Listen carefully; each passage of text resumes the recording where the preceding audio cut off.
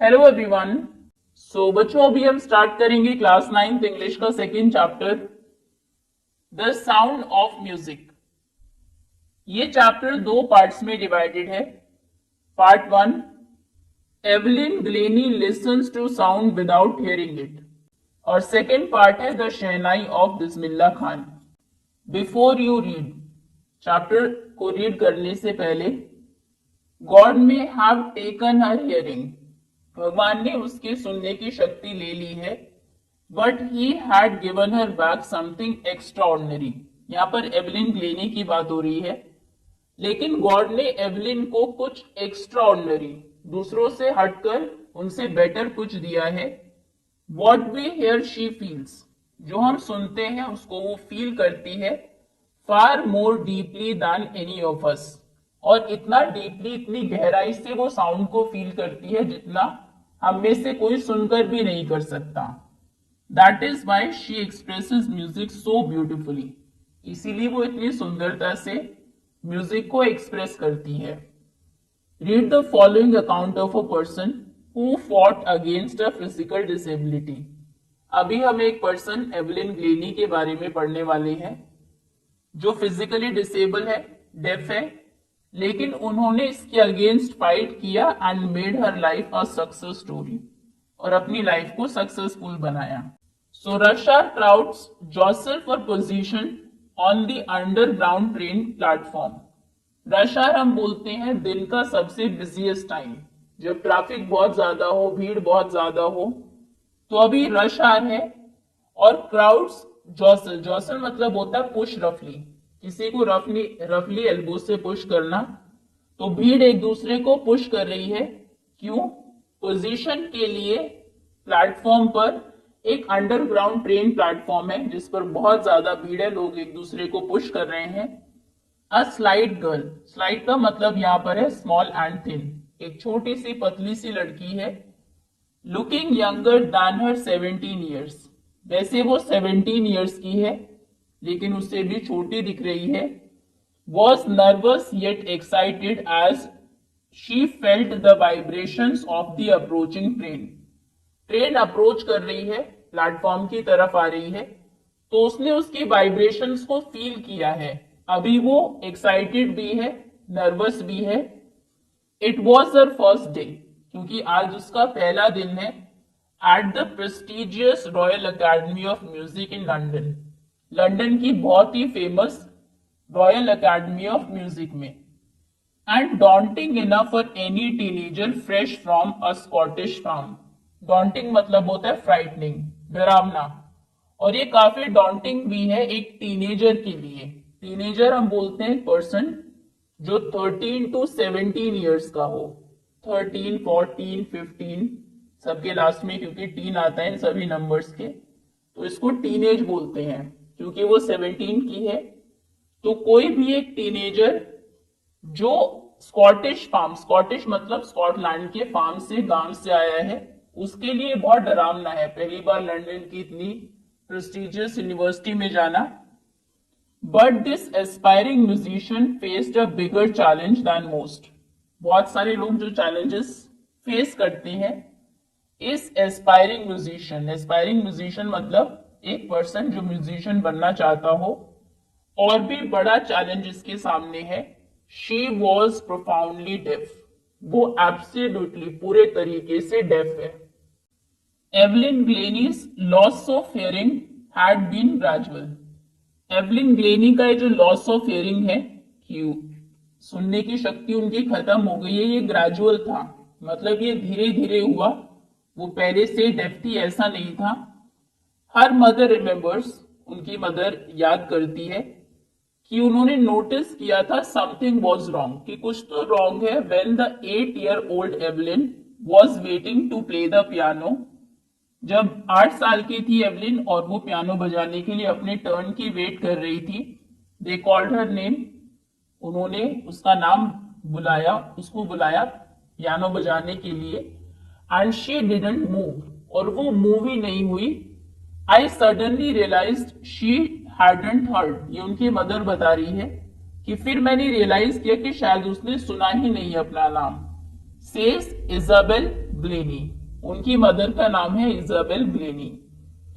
For quite a while Evelyn manage to conceal her growing deafness from friends and teachers. कुछ time के लिए, conceal करना मतलब छिपाना, एवलिन जो उसकी डेफनेस ग्रो हो रही थी, बढ़ रही थी, उसने अपने फ्रेंड्स से, टीचर्स से कुछ टाइम के लिए उसको छिपाया। But by the time she was 11, लेकिन जब तक वो 11 साल की हो गई थी, हर मार्क्स हैड डिटीरियोरेटेड। डिटीरियोरेट होना मतलब और भी ज्यादा खराब हो जाना, वर्स हो जाना। तो जब वो 11 साल की थी, उनके मार्क्स और भी कम आने लगे।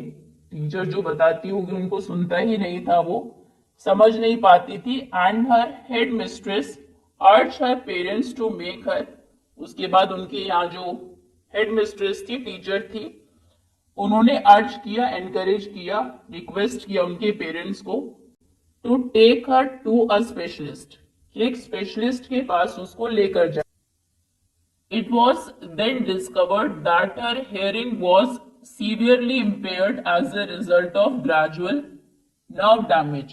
और तब ये डिस्कवर हुआ कि धीरे धीरे उनकी नर्व डैमेज हुई, जिसकी वजह से उनकी जो हियरिंग है, सुनने की शक्ति है, वो सीवियरली, काफी हद तक इम्पेयर, वीक हो चुकी है।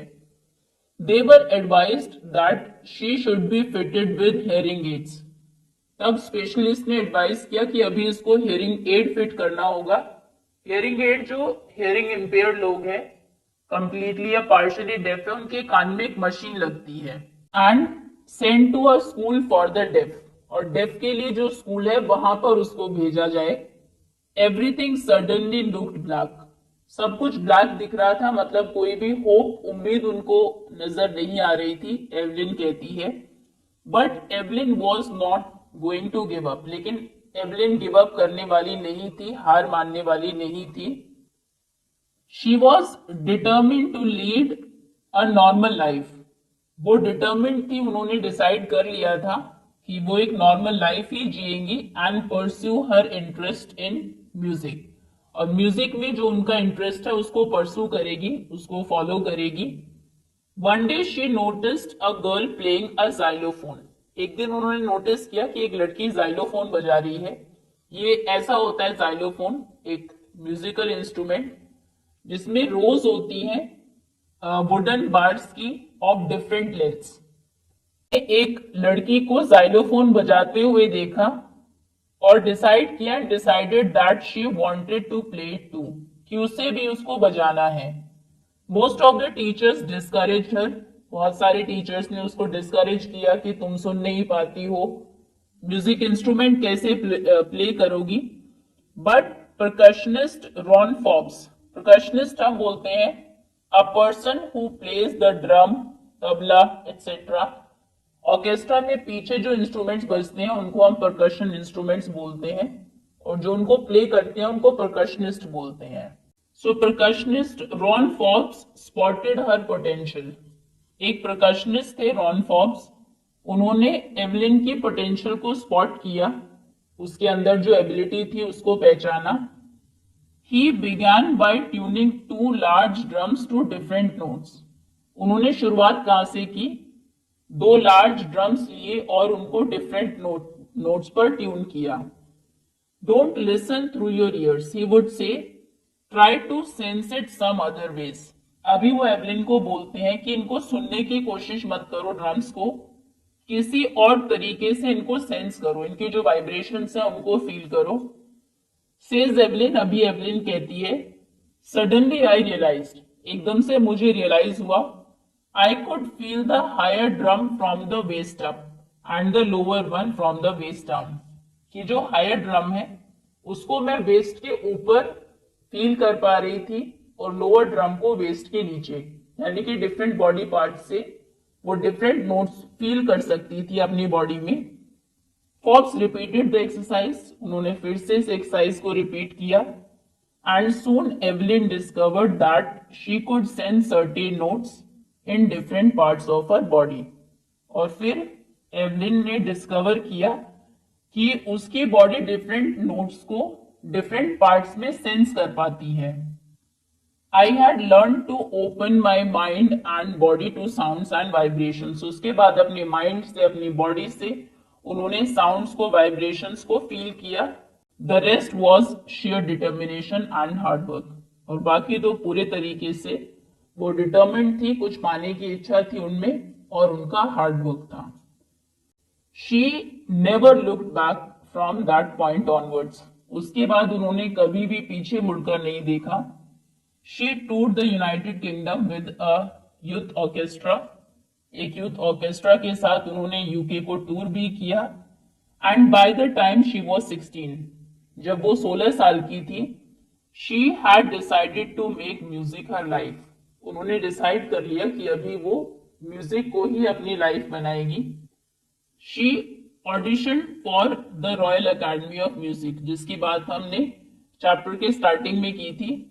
उसके बाद उन्होंने रॉयल एकेडमी ऑफ म्यूजिक के लिए ऑडिशन किया. ऑडिशन का मतलब होता है शॉर्ट परफॉर्मेंस देना, जिससे कि डायरेक्टर डिसाइड कर सके आपकी परफॉर्मेंस अच्छी थी या नहीं. And scored one of the highest marks in the history of the academy. और अकेडमी की हिस्ट्री में इतने अच्छे मार्क्स किसी के नहीं थे जितने एवलिन के थे. She gradually move from orchestra work to solo performances. उसके बाद पहले वो ऑर्केस्ट्रा में काम करती थी, फिर सोलो परफॉर्म करने लगी इंडिविजुअल अकेली. At the end of a 3-year course she had captured most of the top awards. 3 साल का उनका कोर्स था ये म्यूजिक एकेडमी में, रॉयल एकेडमी ऑफ म्यूजिक में. उसमें जो टॉप अवार्ड्स थे मोस्टली वो उन्होंने कैप्चर किए, उन्हें मिले. And for all of this Evelyn wouldn't accept any hint of heroic achievement. और इतना करने के बाद भी कोई अगर कहता है कि एक हीरो के जैसे आपने चीजों को अचीव किया है, वो कभी भी एक्सेप्ट नहीं करती. और कहती है इफ यू वर्क हार्ड, अगर आप मेहनत करते हैं, हार्ड वर्क करते हैं, and know where you are going, और आपको पता है कि आप कहाँ जा रहे हैं, कहाँ आपको जाना है, यू विल गेट देयर, आप वहां पर पहुंच जाएंगे, उसको अचीव कर लेंगे. After she got right to the top, the world's most sought after multi-percussionist with a mastery of some 1,000 instruments and hectic international schedule. अभी वो वर्ल्ड में टॉप पर है. वर्ल्ड की मोस्ट सॉट आफ्टर मतलब जो सबसे ज्यादा डिमांड में है, डिजायर में है. सॉट आफ्टर मल्टी परकशनिस्ट, बहुत सारे इंस्ट्रूमेंट्स उनको प्ले करने आते हैं. मास्टरी ऑफ 1,000 इंस्ट्रूमेंट्स, 1,000 इंस्ट्रूमेंट्स को वो प्ले कर सकती है. इंटरनेशनली टूर वो करती है. बहुत हेक्टिक बिजी उनका शेड्यूल है. It is intriguing to watch Evelyn function so effortlessly without hearing. Intriguing मतलब फैसिनेटिंग एंड क्यूरियस. सो बहुत ही इंट्रीगिंग, बहुत इंटरेस्टिंग लगता है एवलिन को इस तरीके से एफर्टलेसली फंक्शन करते हुए देखना, बिना सुने भी. हालांकि वो सुन नहीं सकती, बट बहुत ही एफर्टलेसली, जैसे कोई एफर्ट ही उनको करने की जरूरत नहीं है, इस तरीके से वो म्यूजिकल इंस्ट्रूमेंट्स को प्ले करती है.